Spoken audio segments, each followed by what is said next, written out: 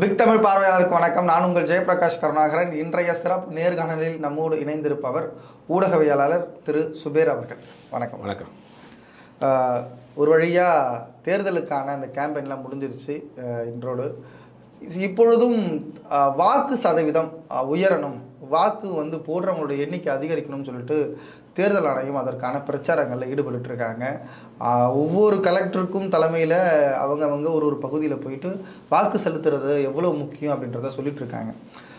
தொடர்ந்து பார்க்கும் பொழுது, சமீப காலமாக இல்லை, தொடர்ந்து பார்க்கும் பொழுதும் நகரங்களில் வாக்கு சதவீதம் என்பது ரொம்ப குறைவாக இருக்குது. அதுவும் சென்னை போன்ற ஒரு மெட்ரோபாலிட்டன் சிட்டியில் 54%, 60% அப்படின்றது தான் வாக்குப்பதிவு ஆகுது.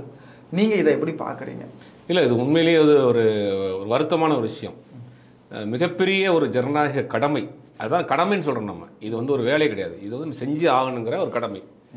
5 ஆண்டுகள் நம்மளை யார் ஆட்சி செய்யணும், யார் ஆட்சி செஞ்சு நம்மளை ஆட்டி வைக்கணுங்கிற ஒரு உரிமையை கொடுக்கக்கூடிய ஒரு தேர்தல். மிகப்பெரிய ஜனநாயக திருவிழா அப்படின்றாங்க தேர்தல். அந்த அதில் நம்மளுடைய பங்களிப்பு மிஞ்சி போனால் ஒரு ½ மணி நேரம், ஒரு 1 hour இருக்கும். என்ன சென்னை மாதிரியாக இருக்கலாம், அன்றைக்கி ஒரு விடுமுறை நாள்னு அவங்க நினச்சிக்கிறாங்க. என்னை அதை என்ஜாய் பண்ண ஆரம்பிச்சிடறாங்க. அது நம்ம எப்படி கொரோனா காலத்தில் லீவுன்னு நினச்சி என்ஜாய் பண்ணாங்களோ அந்த மாதிரி ஒரு லீவ், ஒரு நாள் விடுமுறை நாள், ரிலாக்ஸ் அப்படின்னு நீங்கள் ரிலாக்ஸ் பண்ணுங்கள்.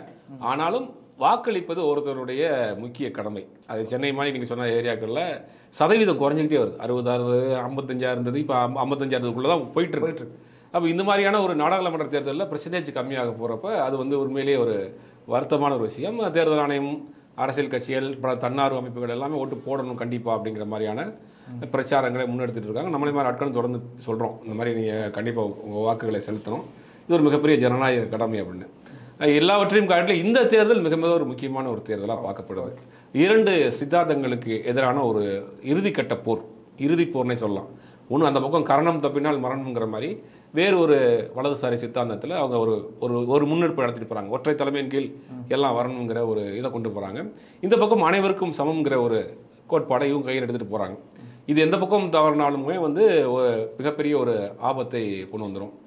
நீங்கள் ஒரு முடிவை எடுத்துட்டீங்கன்னா நீங்கள் யாருக்கு போடணும், ஒரு லெஃப்டா ரைட்டாங்கிறத முதல்ல முடிவு பண்ணிக்கங்க.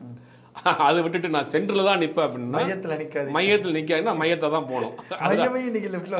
மையமே இன்னைக்கு வந்துருச்சு. 2வது நீங்கள் இடைப்பட்ட சில கட்சிகள்லாம் இருக்கு இல்லையா, அதனால எந்த விதமான அதுக்கு போகிறதுனால பயனும் கிடையாது. நீங்கள் யாரோ ஒருத்தவங்க எதிர்த்து வாக்களிங்க, இல்லையா யாரோ ஒருத்தவங்க ஆதரித்து வாக்களிங்க, இல்லையா 2க்கும் இல்லாமல் மையமாக நிற்கிறோம் மற்ற கட்சிகளுக்கு அவர்களுடைய விருப்பம் தான். நம்ம சொல்கிறது என்ன அப்படின்னா, அது அந்த வாக்குகள் பெருசாக பயன்பெறாதுங்கிற. நீங்கள் யார் வரணும் யார் வரக்கூடாது அப்படிங்கிறதுலாம் முடிவோட ஓடப்பட போகிறீங்க. அப்போ யார் வரணும் தான், யாருக்கு போட்டால் யார் வருவாங்க, யாருக்கு போடலைன்னா யாருக்கு வரமாட்டாங்க. அந்த முடிவை தெளிவாக தீர்க்கமாக நீங்கள் எடுத்துக்கிட்டு அந்த முடிவை செஞ்சுருங்க. இல்லைனா உங்களுடைய வாக்குகள் வேஸ்ட்டாக தான் போயிடும். இந்த தேர்தல் அதுதான் உங்களுக்கு இறுதி தேர்தலாக மாறிடும்.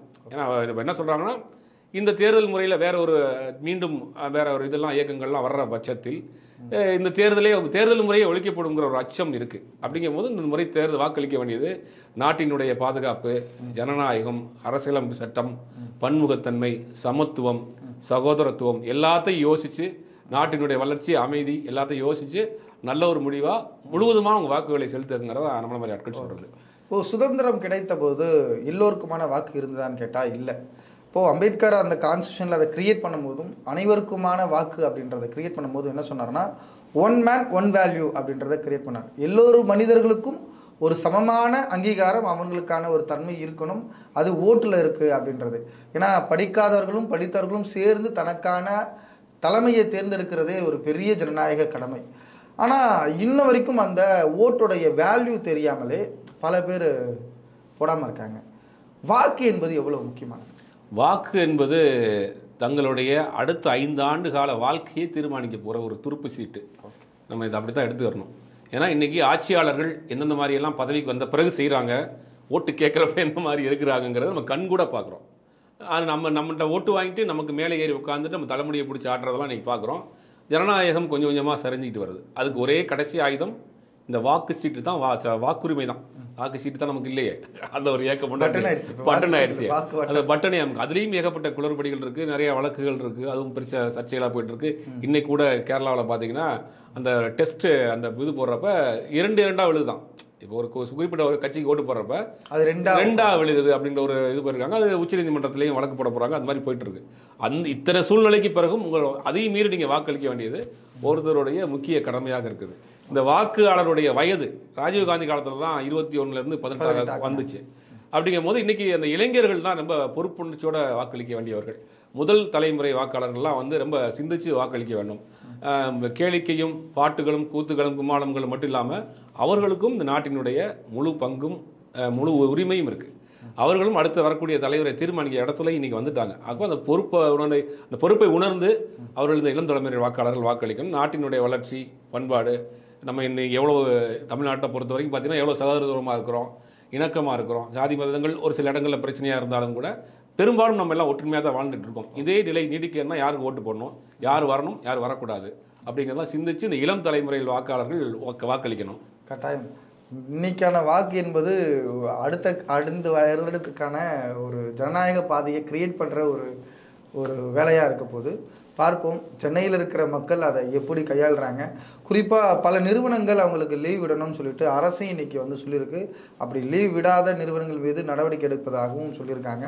கண்டிப்பாக இந்த உரையாடல் என்பது மக்களுக்கு ஒரு விழிப்புணர்வை ஏற்படுத்தியிருக்கும். வாக்கு என்பது எவ்வளவு முக்கியம் அப்படின்றத புரிஞ்சிருக்கும். உங்கள் நேரத்துக்கும் உங்கள் கருத்துக்கும் மிக்க நன்றி.